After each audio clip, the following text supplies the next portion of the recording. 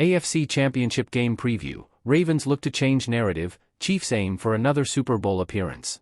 The game will be played in Baltimore.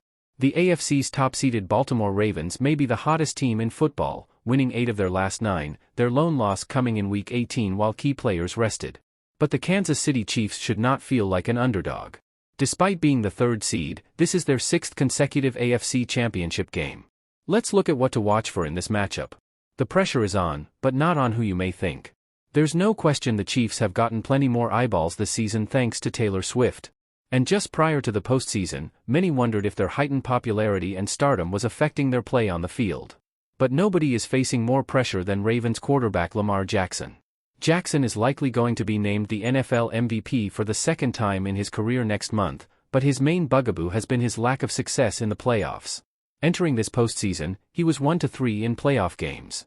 This is his first trip to the AFC title game. It's Patrick Mahomes' 6th, despite him being just 15 months older than Jackson. Jackson signed a $260 million contract extension in the offseason after requesting a trade, and it's off to a nice start. But the main question about him has yet to be answered. Mahomes has answered plenty of questions. The injury report favors Baltimore. In Week 11, Ravens tight end Mark Andrews reportedly cracked a fibula, and even head coach John Harbaugh thought the injury was season-ending. But the Ravens took him off injured reserve Friday, making him active for Sunday. While Isaiah Likely has emerged at tight end and it's unknown what Andrews' role and snap count will be, the Ravens aren't complaining about having 2 options. Chiefs All-Pro offensive lineman Joe Thuney will be out with a pec strain. We saw what happened when the Chiefs had an injury-compromised offensive line in the 2021 Super Bowl against the Tampa Bay Buccaneers. Now, combine that with question marks about the wide receiving core.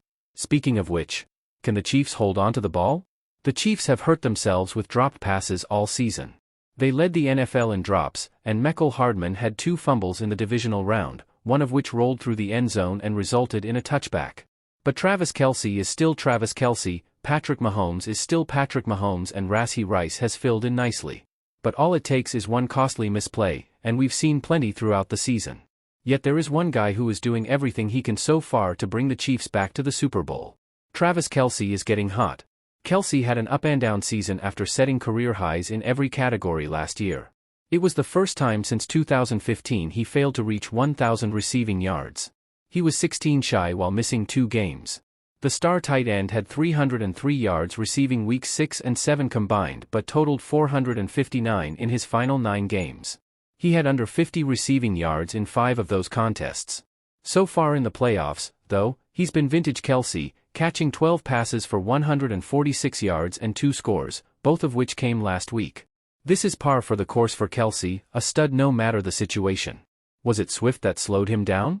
Or maybe he rushed back from that hyperextended knee he suffered 2 days before the season started. In any case, he's picking a good time to get hot again. Kickoff is Sunday at 3 p.m. Kick back, relax and enjoy the show.